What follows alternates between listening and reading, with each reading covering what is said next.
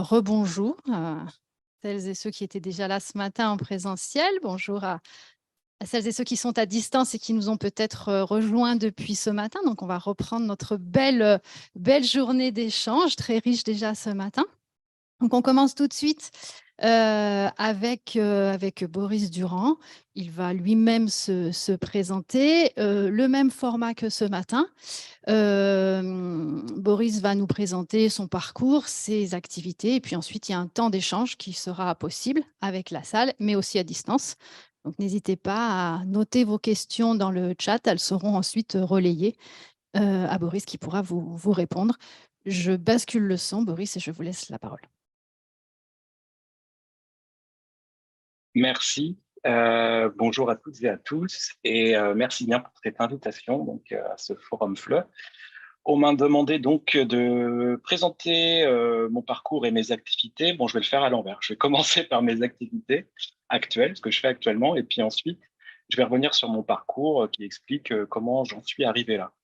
Donc moi, je travaille dans le monde du FLE depuis une quinzaine d'années maintenant, hein. J'ai obtenu un master sciences du langage parcours FLE à Nantes en 2010.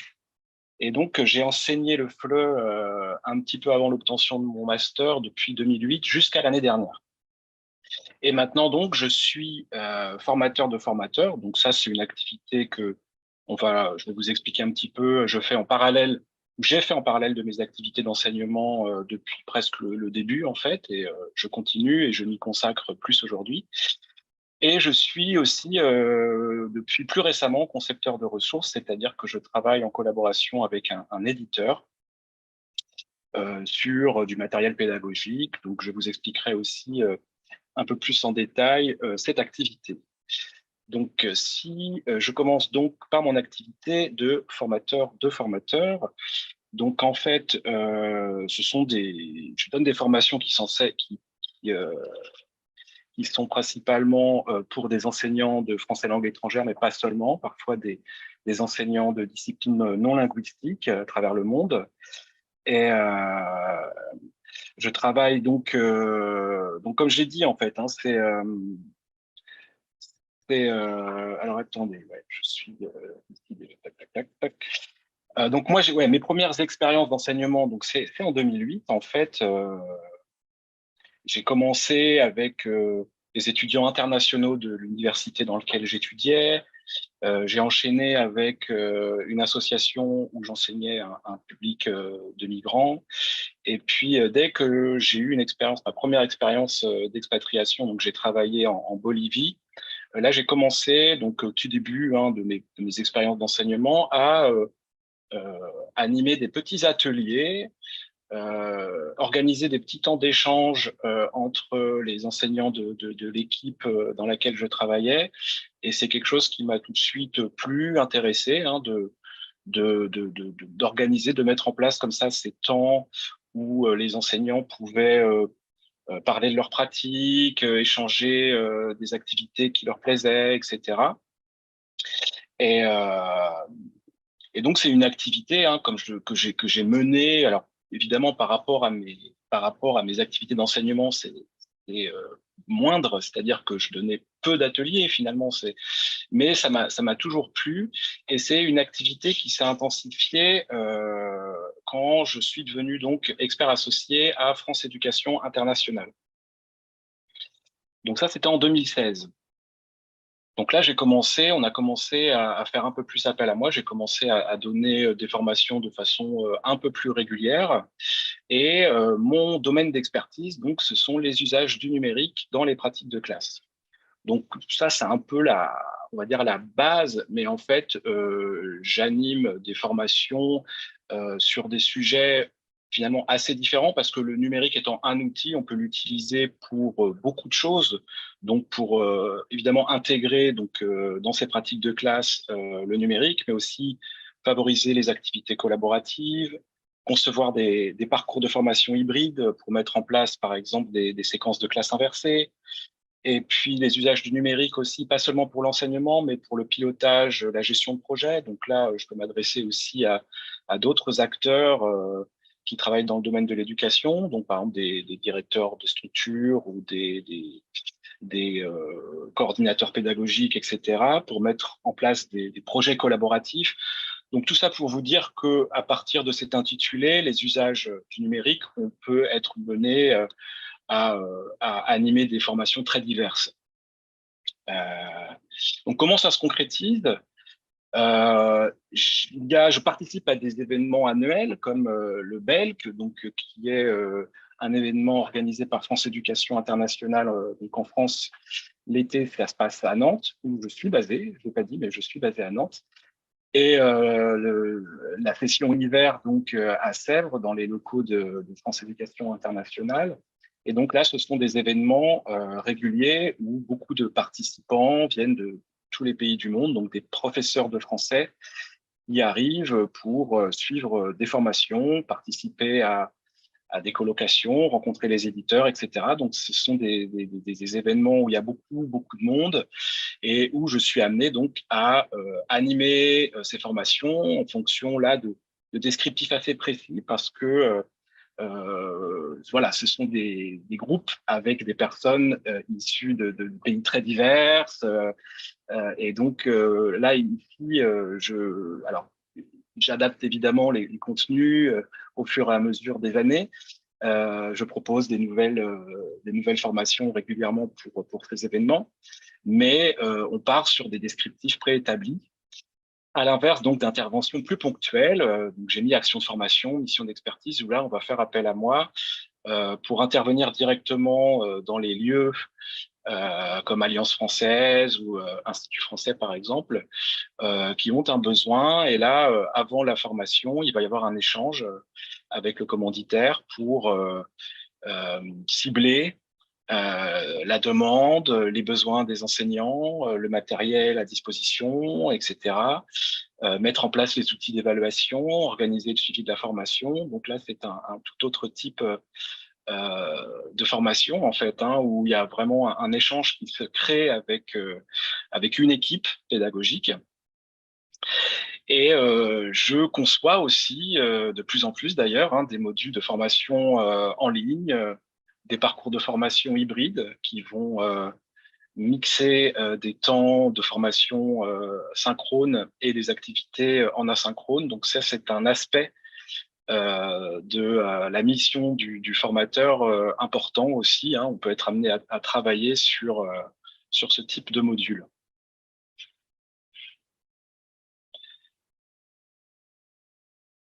Donc, comme je vous le disais, je suis formateur, je suis aussi concepteur de ressources. Donc ça, c'est une activité que je fais depuis peu. J'ai commencé en décembre dernier. Donc, j'ai été contacté par un éditeur, donc en l'occurrence, c'est Maison des Langues, et ils m'ont proposé de travailler à la rédaction d'un guide pédagogique, le guide pédagogique d'un manuel de FLE qui devrait sortir bientôt. Et donc,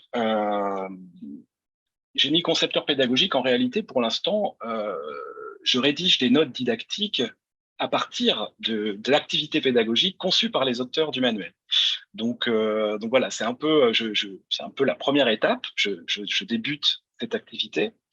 Et donc, je considère ça un peu comme une première étape avant des missions de conception sur un cahier d'exercice ou sur un manuel, par exemple.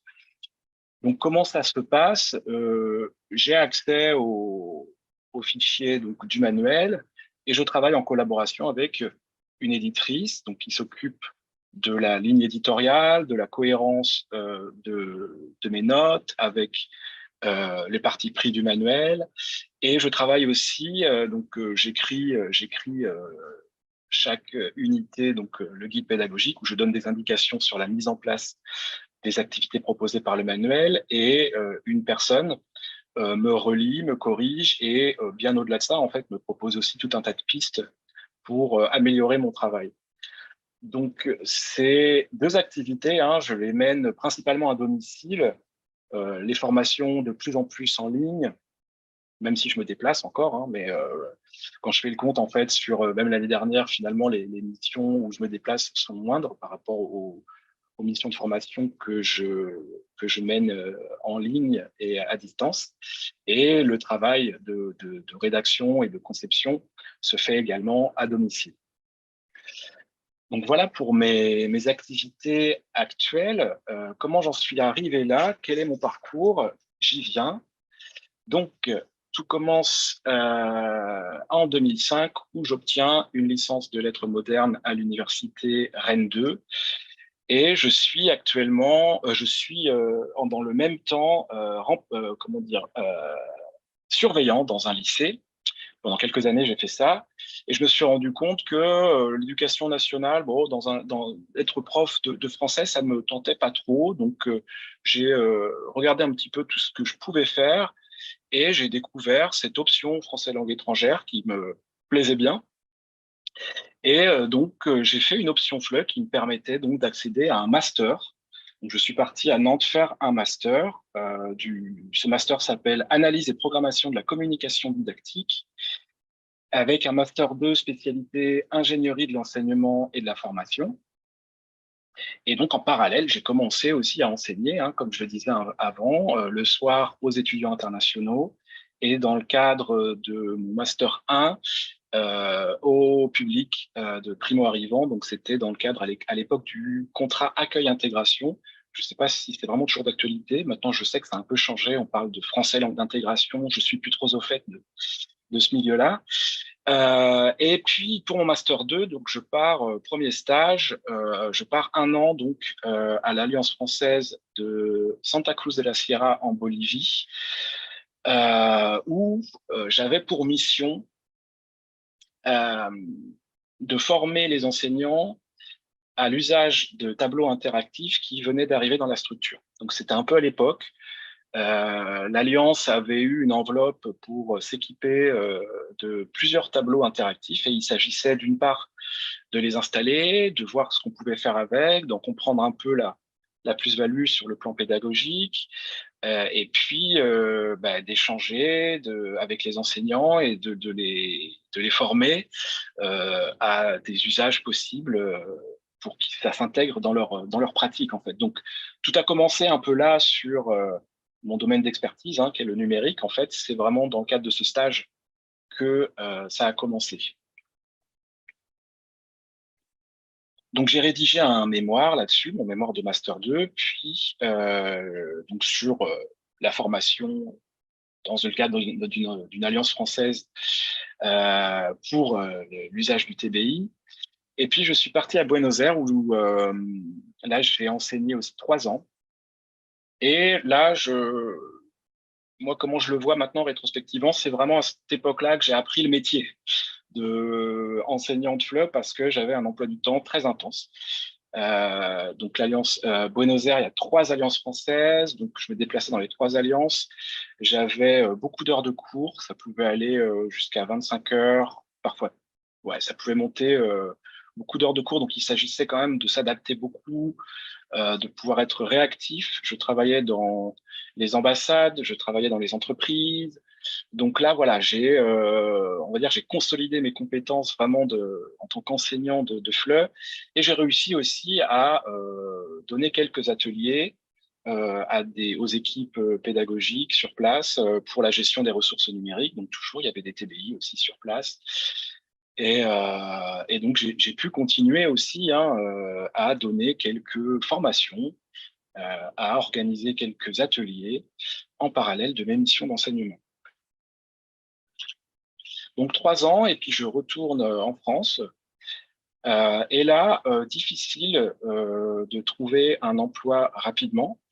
Voilà, ça fait quelques années que je ne travaille plus, enfin que j'habite plus en France.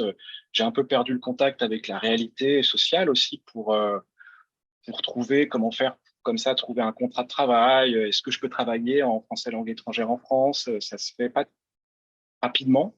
Donc, je passe beaucoup de temps sur Internet. Je suis des formations en ligne et je suis un MOOC, donc un cours en ligne ouvert et massif. Donc, à l'époque, c'était en France, en tout cas, c'était un peu les MOOC avaient la cote. Ça commençait tout juste hein, sur la plateforme France Éducation Numérique, qui a été lancée en 2013.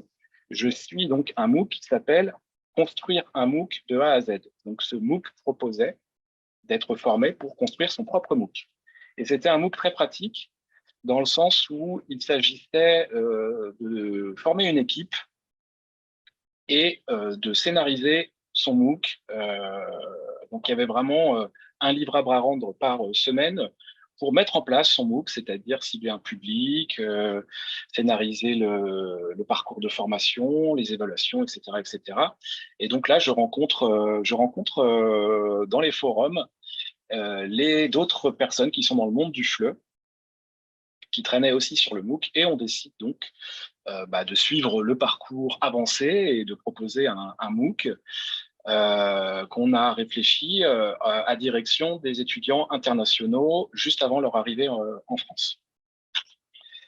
À la fin de la formation, on se dit c'est maintenant, ce serait quand même pas mal qu'on le fasse vraiment, ce MOOC. Donc on crée une association. On rencontre des partenaires, notamment sur le plan technique, une petite start-up qui commençait dans les formations à destination des entreprises, qui nous ont donné accès à leur plateforme.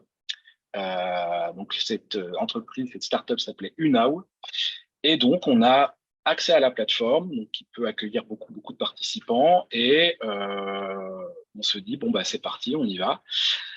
Et donc, on a fait 3 éditions d'un MOOC qui s'appelait Réussir ses études en France, donc qui proposait aux participants de se mettre en contact en fait avec d'autres participants en fonction des villes d'origine et de faire des recherches sur tous les aspects pratiques de l'installation en France, que ce soit le logement, que ce soit les sorties, que ce soit enfin voilà, tout ce qui peut toucher vraiment à quand on arrive dans un pays comme ça pour étudier aux questions pratiques. Et donc, ça leur permettait aussi de trouver des personnes, d'autres étudiants dans la même situation, de mener des recherches ensemble, puis de faire un petit portfolio pour assurer leur arrivée sans encombre, une arrivée sans encombre. Ils avaient identifié un peu tous les services, etc. Donc, c'était pas un MOOC de fleurs, hein, c'était un MOOC plus pratique, même si même si en fait ils pratiquaient, parce que dans les forums, ça parlait français, évidemment, vu qu'ils venaient tous de pays différents. Donc, on a réussi, à partir de la 2e édition, à être financé par l'AEFE, un organisme qui gère tous les établissements scolaires français, enfin, où il y a un enseignement français à l'étranger.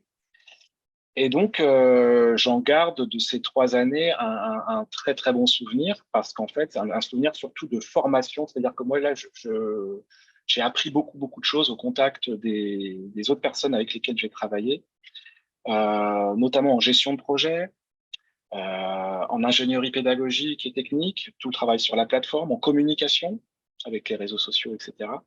Donc, voilà, ça a été une expérience très formatrice. Par contre, ça a été une expérience très peu rémunératrice. On était financé, mais voilà, c'était limite pour faire tenir le projet. Et voilà, finalement, ça a été plus un moyen pour moi d'acquérir de nouvelles compétences. Et donc, hop là, j'avance parce que je ne veux pas avoir le temps. Vous irez voir peut-être plus en détail les vidéos qui concernent ce MOOC, mais qui sont déjà assez vieilles, hein. Comme je disais, c'est de 2014 à 2017. Donc, finalement, ça remonte. Et donc, en parallèle, hein, pour pouvoir vivre, je commence à comprendre comment ça marche en France pour trouver du travail. Et donc, je demande le statut auto-entrepreneur pour travailler en indépendant en tant que prof de FLE. Et là, je commence à travailler pour la Chambre de commerce et d'industrie, l'Université de Nantes, les grandes écoles, donc École des mines, École de commerce, des associations comme la Maison des chercheurs à Nantes. Et je fais pendant presque 5 ans, hein, prof de FLE, donc à Nantes, en indépendant dans ces diverses structures.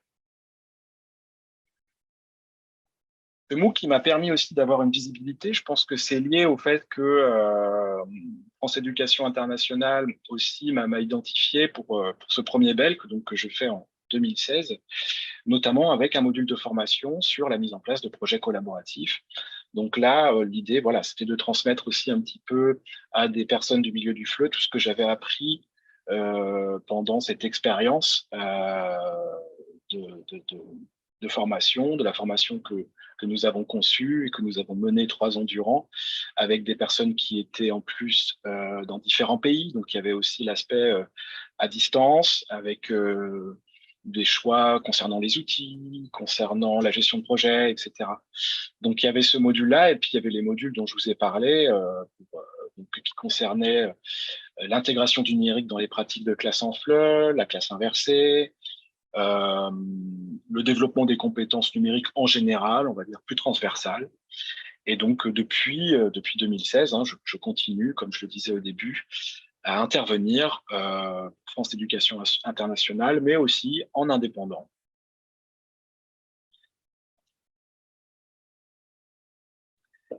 En 2020, je pars en Espagne pour des raisons familiales à Bilbao.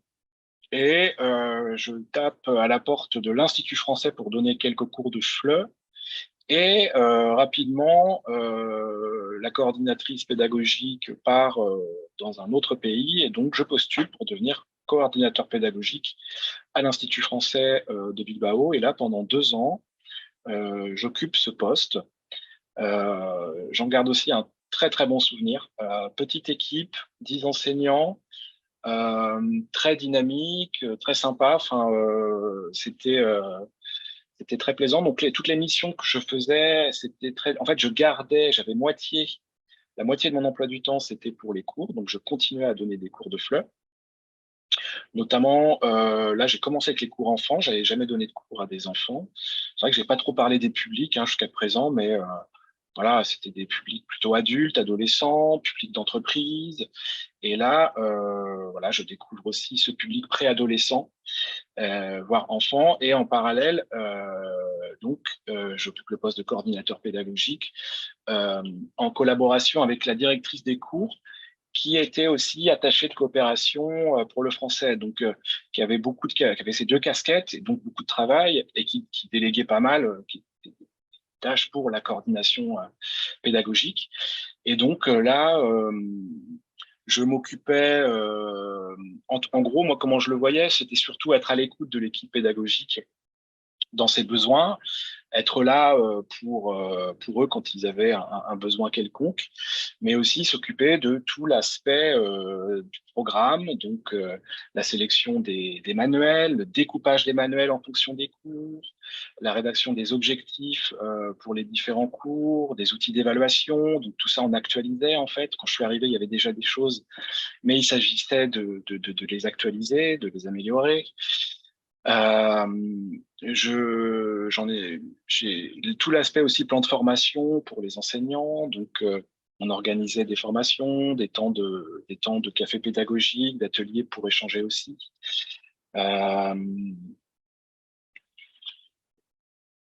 Beaucoup de choses diverses.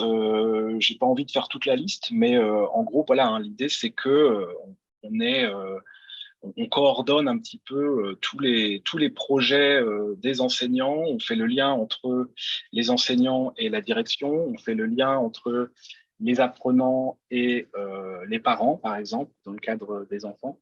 Donc voilà, j'ai aussi beaucoup appris pendant cette expérience et j'ai aimé aussi hein, ce travail de coordination, d'être euh, constamment en contact des autres enseignants, de pouvoir réfléchir à des moyens de mutualiser les compétences au sein de l'équipe pédagogique et tout. Ça, c'est des défis qui m'ont plu.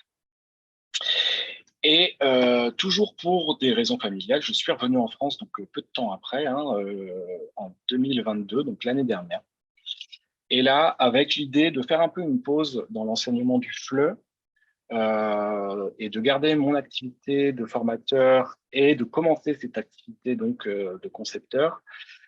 Pourquoi? Parce que j'avais envie aussi d'avoir un peu de temps pour me consacrer à des activités en dehors du FLE que j'avais laissé complètement de côté ces 15 dernières années et auxquelles j'avais envie de revenir un petit peu. Voilà, depuis l'année dernière, je donne plus de cours pour me consacrer de nouveau à ces activités, de trouver un équilibre entre mes activités professionnelles et ces activités. Mais je considère ça comme une pause parce que je pense que je reprendrai les cours de feu à un moment ou à un autre, hein, je pense vraiment. Mais voilà, j'avais cette envie d'avoir un emploi du temps un petit peu différent. C'est vrai que les cours, il y a cette régularité, cet emploi du temps où on est constamment un petit peu dans le jus, etc. Et j'avais envie d'avoir un emploi du temps plus flexible. Et donc, actuellement, ces deux activités me permettent de travailler à domicile et d'avoir cet emploi du temps plus flexible et donc de faire aussi, de développer des projets en dehors du monde du fleuve. Voilà, j'espère que ça a été intéressant pour vous. Et si vous avez quelques questions, n'hésitez pas. Merci beaucoup, Boris. Vous nous montrez à la suite des interventions de ce matin qu'en effet, on peut faire beaucoup de choses et changer de casquette régulièrement quand on fait du FLE. On va passer le micro à la salle s'il y a des questions et en ligne si aussi il y a des questions. Donc, je fais circuler le micro. Pour l'instant, je vous ai coupé le son et je vous le remets dès que les questions ont été posées.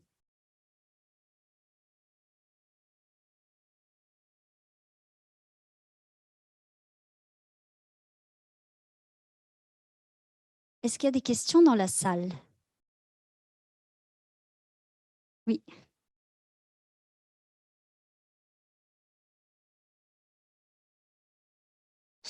Oui, bonsoir. Moi, j'ai juste une question parce que je suis formateur aussi FLE sur Grenoble et votre expertise sur les usages numériques dans les classes de FLE m'intéresse particulièrement parce que moi, j'ai un public qui est adulte, qui est assez éloigné du numérique, parce que c'est essentiellement des adultes migrants qui, des fois, ont du mal même avec l'utilisation des smartphones.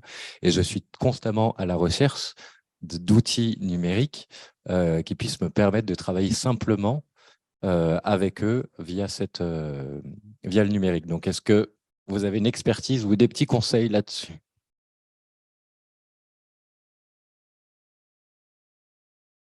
Alors, ouais, j'ai la parole?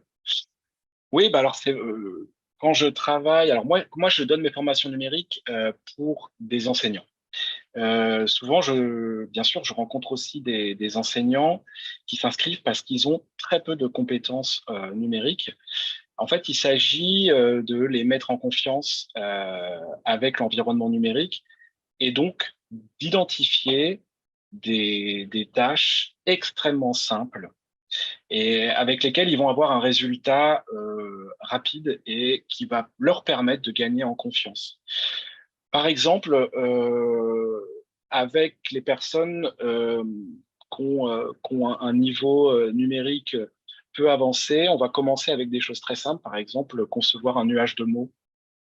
Il y a des outils qui permettent ça et on peut le faire très facilement. Je peux vous l'assurer, enfin, que je tombe parfois sur des personnes vraiment qui ont eu presque même rarement l'occasion, enfin voilà, l'ordinateur n'est pas dans leur quotidien, on va dire, et qui réussissent à avoir un résultat au bout de quelques heures, d'avoir un beau nuage de mots, d'en réfléchir l'usage qu'ils vont en faire en classe. Et donc voilà, il s'agit d'identifier des choses extrêmement simples et qui vont aussi aboutir sur un résultat concret. Donc, j'aurais envie de dire, voilà, en fonction des besoins des personnes à qui vous adressez, peut-être que trouver une petite tâche très facile, qui a priori va peut-être pas paraître incroyable, mais qui va leur permettre de gagner en confiance. Merci beaucoup. Est-ce qu'il y a d'autres questions dans la salle? Est-ce qu'il y a des questions en ligne?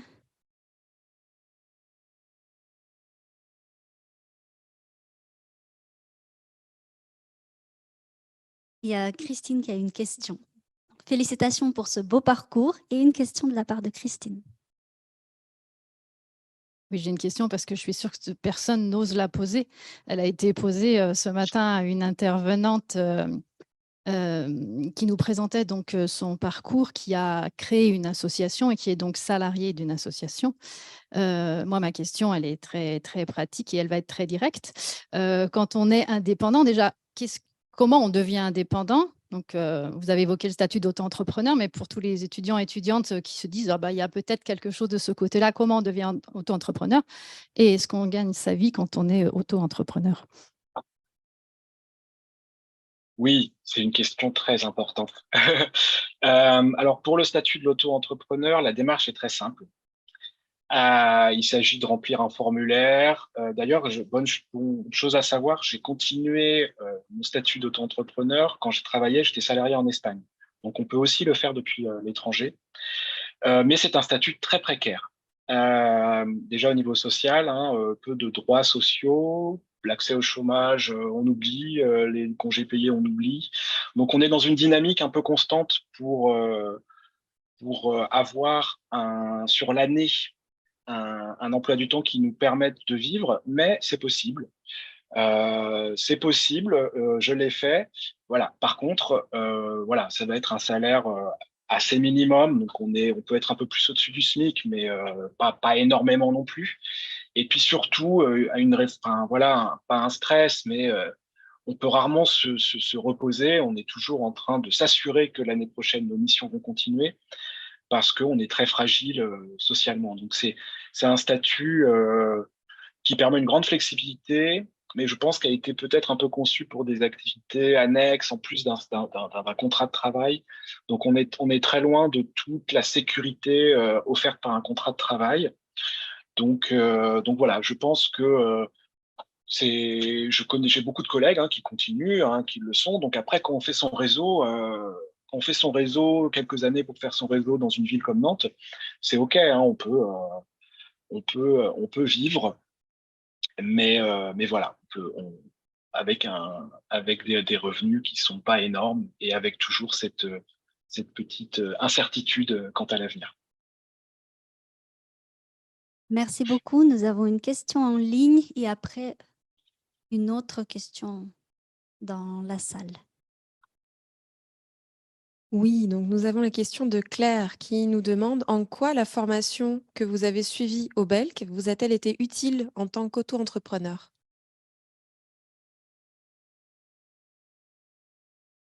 Alors, c'est bon, vous m'entendez? Oui, en fait, j'ai pas suivi de formation au Belk, j'ai peut-être pas été assez clair, j'en ai donné. Euh, donc, par rapport au statut d'auto-entrepreneur, non, quand je suis revenu en France, il a fallu que je fasse mes petites recherches tout seul et ça a pris un peu de temps parce qu'au début, j'avais quand même dans l'idée de trouver un contrat de travail et j'étais prêt à aller partout en France. Donc, j'ai cherché quelques mois. À l'époque, justement, là où je vous disais, où j'ai suivi ces formations, où j'ai suivi ce MOOC, monter un MOOC de A à Z, où j'ai commencé ces projets aussi.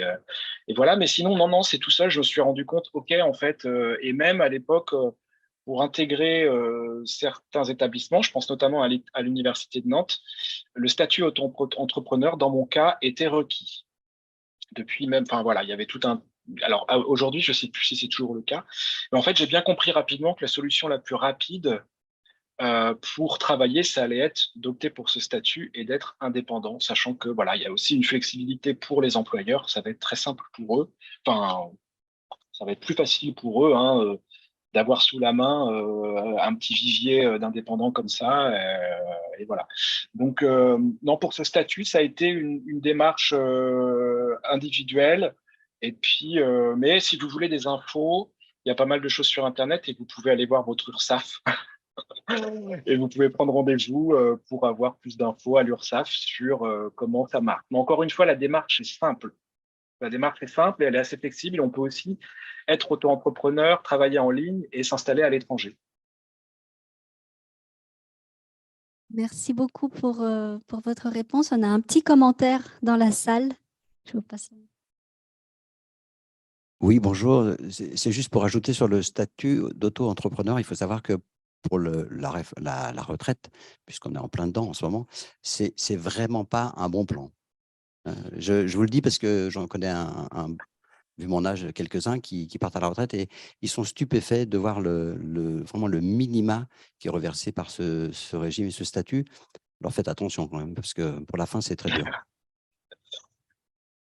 Merci pour ce commentaire, même s'il n'est pas encourageant. Et Est-ce que je peux répondre? Ouais. Oui, bah je sais. Après, en fait, je peux pas. Peut-être vous avez plus de compétences. J'ai regardé quand même sur le site qui permet de voir les cotisations.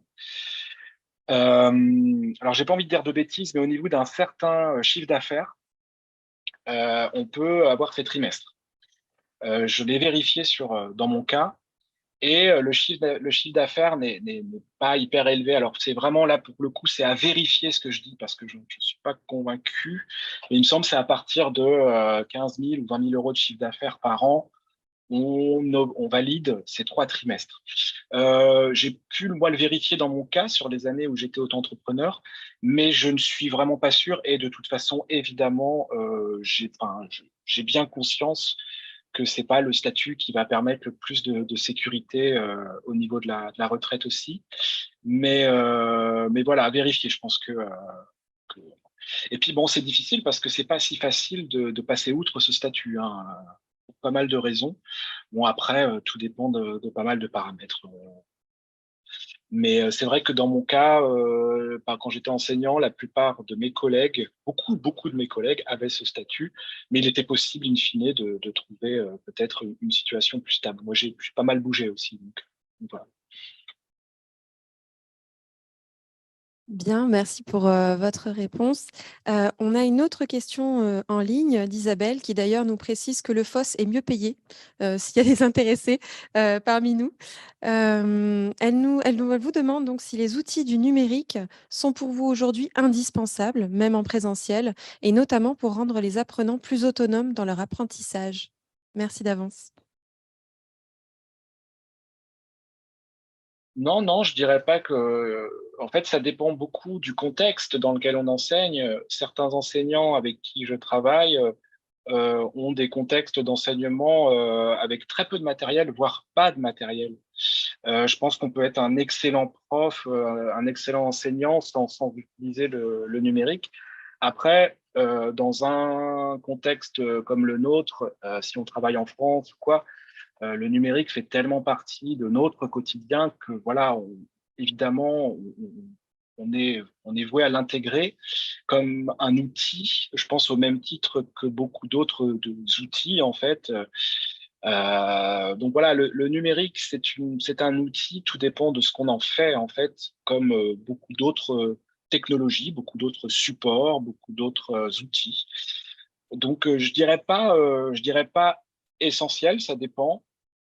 Mais le côté essentiel, c'est que si on décide si on a la volonté comme ça d'aller un peu plus en avance sur les usages du numérique, et je pense notamment à tout ce qui permet aux apprenants de faire en dehors de la classe, voilà, réfléchir à pourquoi je l'utilise et est-ce que ce serait possible de ne pas l'utiliser, et donc du coup, si je l'utilise, pour quelles raisons? Qu'est-ce que ça apporte en plus? Je pense que c'est un peu ça la question cruciale. merci encore, Boris, pour toutes vos réponses aux questions de notre public. On peut Merci. clore cette présentation. On vous remercie. Merci à vous. Merci bien. Merci pour votre invitation. Et puis, bonne continuation pour ce forum FLE que je vais continuer à suivre. Merci beaucoup. Et on va laisser nos prochains intervenants s'installer.